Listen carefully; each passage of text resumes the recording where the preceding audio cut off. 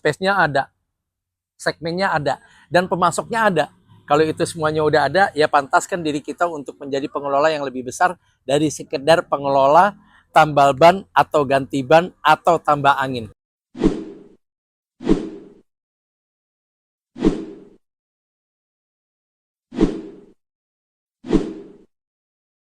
Assalamualaikum warahmatullahi wabarakatuh.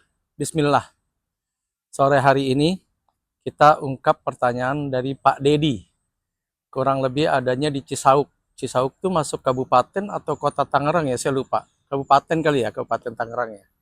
Pertanyaannya adalah, beliau asli ya, warga Cisauk dan lahir besar di Cisauk, buka usaha di Cisauk. Pertanyaan dan keluhannya adalah bengkel tambal ban dia udah rame, tapi gimana cara ningkatin omsetnya ya Pak Subhan? Minimal ada 3 cara nih Pak Dedi nih, buat kita semua ya. Yang pertama, rame dari sisi apa nih? Rame bener-bener banyak omsetnya, atau bener-bener banyak motor dan pelanggan yang datang, atau jangan-jangan cuma banyak yang ngepost doang kan gitu ya, yang ngetem doang, karena banyak juga bengkel yang ngetem doang tuh, cuma ala kadarnya dan sebagainya. Tapi jawabannya ternyata ya memang rame, bener omsetnya meningkat. Jadi saya mau tingkatkan lagi omset yang sudah ada. Ya satu Pak Dedi. Yang pertama adalah coba Pak Dedi cari impulse buying yang kira-kira bisa dijual sama Pak Dedi. Apa tuh impulse buying? Segala sesuatu yang tidak terfikir sama pelanggan Pak Dedi untuk benerin bannya, untuk nambel bannya. Begitu ngelihat, akhirnya timbul tuh impulse buying. Keputusan membeli tanpa ada perencanaan dari awal. Nah, itu produk-produk impulse buyingnya apa? Salah satunya diantaranya mungkin Pak Dedi jual soft drink gitu kan. Ya sediain pendingin ya. Pendingin boleh yang second, boleh yang baru. Masukin deh tuh soft drink. Terutama air mineral ya. Itu Pak sangat butuh banget. Sangat butuh banget. Air mineral. Terus ada namanya teh-teh apalah namanya. Ada lah. Terus cinco-cinco apa ada. Lengkapi itu. Coba aja test case dengan masing-masing satu karton dulu. Kalau memang seandainya boleh beli setengah karton, setengah karton, setengah karton. Itu ya. Jadi tujuannya apa? Impulse buying yang pertama adalah pada saat orang menunggu bannya lagi ditangani sama Pak Dedi, dia akhirnya sambil iseng-iseng, oh iya aus nih, nggak perlu beli di warung sebelah atau warung depan loh, karena di Pak Dedi sudah ada airnya kan gitu ya. Yang kedua, impulse buying berikutnya, Pak Dedi mungkin nggak ngelengkapi dengan sesuatu yang berbau spare part, yang second-second. Saya pernah lihat di depan Villa Jombang Baru ya, pas tikungan mau ke Tanah Tinggal, itu ada kayak pusat, kayak di, apa namanya, yang dekat Blok M itu apa namanya, Taman Puring, kayak Taman Puring gitu. Dia khusus ngejual apa namanya, spare part motor atau sepeda yang second tapi masih layak dan rame itu. Boleh coba kerjasama dengan beliau, datang ke situ kan nggak jauh tuh dari Cisauk, turun aja di Sudimara, apa namanya, stasiun Sudimara. Tinggal naik mobil ke arah Ciputat, boleh yang hijau, boleh yang putih, dua-duanya ngelewatin tuh. Sebelum sampai Tanah Tinggal, sebelum belok, di sebelah kiri tuh ada pusat-pusat spare part. Nah, coba dilengkapi dengan spare part yang second aja dulu, spion second, atau spakbor second, atau apapun segala macam gitu. Itu yang kedua. Yang ketiga, coba adain camilan Pak Dedi. Entah kacang, entah gorengan, boleh istri kita, boleh orang sekitar. Suruh nitip di kita. Akhirnya kan jadi peluang di mana orang sekitar punya produk dan jadi supplier kita tuh. Belajar jadi supplier kecil-kecilan. 3 itu mudah-mudahan menjadi pendekatan utama di mana impulse buying bisa menjadi pelengkap dari sebuah bengkel tambal Pak Dedi yang menyebabkan peningkatan omset bisa jadi lebih ngacir itu Pak Dedi. Karena apa? Yang namanya air mineral siapapun yang lewat, bannya bocor ataupun tidak bocor, mau tambah angin ataupun tidak tambah angin, sepanjang Pak Dedi ada space, Pak Dedi tambahin itu space-nya gitu kan misalnya, atau Pak Dedi kalahkan misalnya ada item yang bisa dipindahkan ke belakang, situ taruh tuh misalnya apa ya, yang sekarang lagi laku tuh, kayak Cleo, Aku Viva ya dari saya Mas. Terus apalagi yang kecil-kecil. Kalau fit kan pakai kardusan ya, fit kecil ya. Yang plastik-plastik kayak begitu kemasannya tuh ya Cleo ya. Cleo, Aku Viva, terus apa? Prima. Terus ada lagi, saya lupa. Sekarang banyak tuh yang kemasan-kemasan plastik itu. Jadi nggak perlu repot-repot gede-gede karena dia simple, kecil, ya di display, ditumpuk di samping kulkas kita. Insya Allah tuh kan jadi ada penjualan grosir Pak Dedi. Dilihat, jual ya, kartonan ya, pack-packan ya, iya tuh ya kan. Akhirnya bisa jadi tadi saya bilang omset ini lebih ngacir lebih tinggi, lebih besar daripada omset utamanya yang bernama tambal ban dan sebagainya, gitu kan. Begitu juga dengan tadi spare part, tulis dia, Pak Dedi bikin sign gitu kan. Nanti kalau ada waktu WhatsApp saya gambarin sign-nya gitu kan. Tinggal Pak Dedi cari percetakan yang layak untuk menyetak sign itu. Saya gratisin deh sign-nya gitu. Karena keren banget sih pertanyaannya. Gimana ningkatin omset? Sebagian besar orang kan nanya, gimana nih dong omset saya terus terjun payung? Ini justru ningkatin omset yang omsetnya udah dahsyat, luar biasa kan. Nah, nanti saya bikinin sign. Sign itu bertuliskan dan menginformasikan bahwa Pak Dedi juga menjual di bengkel tambal bannya itu spare part second, tapi layak pakai dan layak dikenakan oleh pelanggan-pelanggan di kendaraan mereka. Insya Allah nanti ingetin saya, japri aja ya. Saya buatin sign-nya, Pak Dedi tinggal cari percetakannya atau printingnya yang layak untuk nyetak semua sign yang saya bikinin gratis. Insya Allah ingetin saya gitu. Nah tadi saya bilang jangan lupa camilan dan apa namanya gorengan, ya kan? Kalau seandainya pada dibuka pagi, karena ada tetangga saya di Bambu Apus tuh jam 6 dia udah buka, gitu kan? Cuma sayangnya dia nggak pernah mau tuh pakai apa yang saya arahkan. Nah ini kan di Serambinya masih ada space nih buat taruh satu meja.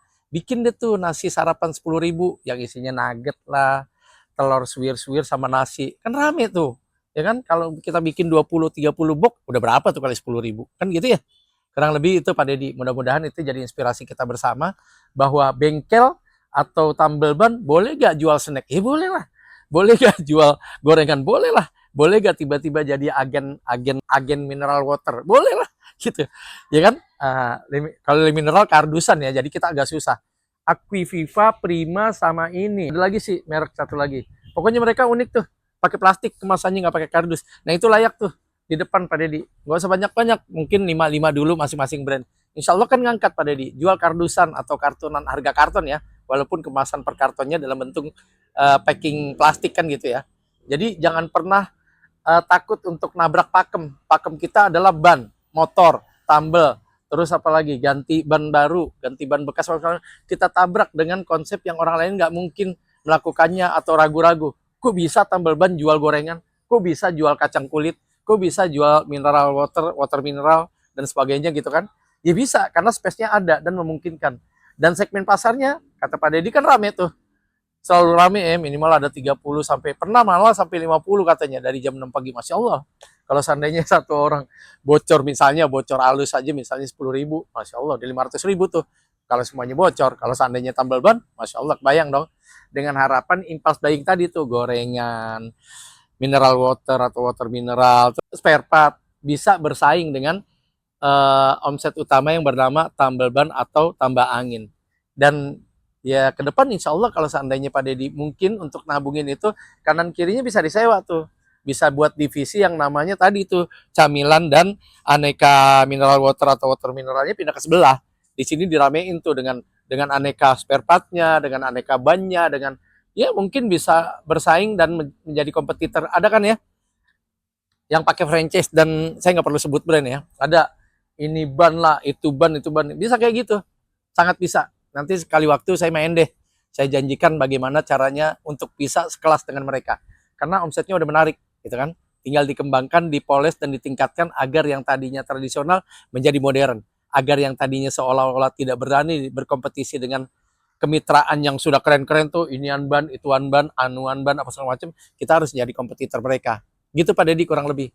Jadi tidak melulu bersektor atau tertumpu pada aneka ban, enggak, boleh, no problem, dan boleh aja sepanjang space-nya ada, sepanjang segmennya juga memungkinkan kan, kata Pak Dedi rame, berarti segmennya ada, space-nya ada, tinggal cari supplier yang atau tetangga-tetangga dijadikan supplier untuk ngadain kita punya apa namanya, gorengan, kacang kulit, apalagi pilus, mereka diberdayakan sebagai UMKM yang bakalan jadi pemasok utama di bengkel Pak Dedi. Keren kan?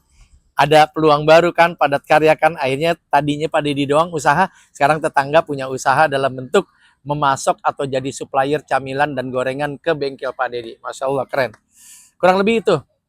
Nah, kalau seandainya ada hal-hal yang perlu ditanyakan Pak Dedi, nggak apa, no problem, karena udah terlanjur terbangun komunikasi dengan Japri WA, ya monggo. Lain kali sih di kolom komentar aja, jadi masih banyak orang yang perlu tahu nih sebenarnya komunikasi dengan saya itu seperti apa. antara Pak Dedi dan pihak-pihak lain. Karena selama ini lebih dari 80% masuknya ke WA. Ya nggak apa-apa juga.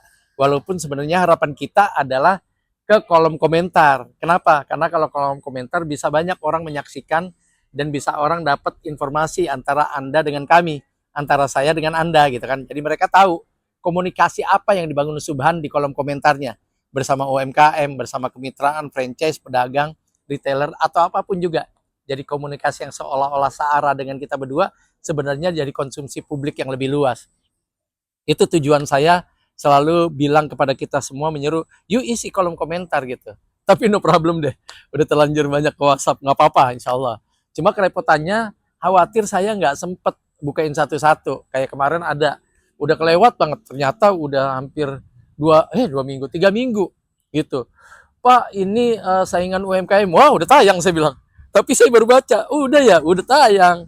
Pertanyaan Anda sama persis dengan Ibu X gitu ya. Saya lupa namanya, Ibu Yuni apa Ibu siapa kemarin. Udah tayang saya bilang gitu kan. Saya angkat tema di situ cilok sama dimsum kalau nggak salah. Iya, cilok sama dimsum kalau nggak salah. Yang pasti nggak usah ragu Pak Dedi. Kita tabrak pakem. Karena hari ini juga ditunjukkan sama pengusaha besar di mana awalnya minimarket tiba-tiba jadi apa aja ada tuh. Ya kan? Awalnya minimarket gitu kan. Tiba-tiba jadi kayak hypermarket gitu. Tiba-tiba jadi kayak Palu Gada. Apa lu mau gua ada. Keren banget kan? Yang penting 3 tadi yang saya bilang. Space-nya ada, segmennya ada, dan pemasoknya ada. Kalau itu semuanya udah ada, ya pantaskan diri kita untuk menjadi pengelola yang lebih besar dari sekedar pengelola tambal ban atau ganti ban atau tambah angin. Kurang lebih itu Pak Dedi ya. Mudah-mudahan cukup bisa diserap, bermanfaat untuk kita semua. Kalau ada yang kurang jelas, lagi-lagi di kolom komentar, Japri juga boleh, karena udah terlanjur Japri. Ya kurang lebih seperti itu di sore ini. Kita bahas di kemudian hari mudah-mudahan ya. Kalau ada hari-hari berikutnya. Jangan lupa like, subscribe, dan sebarkan. Segala sesuatu yang perlu ditulis di kolom komentar. Yang konstruktif ya, yang membangun, informatif, dan sangat komunikatif untuk kita semua. Biar bernilai, sedekah, dan berpahala buat kita semua. Yakinlah bahwa kesuksesan telah lama menanti.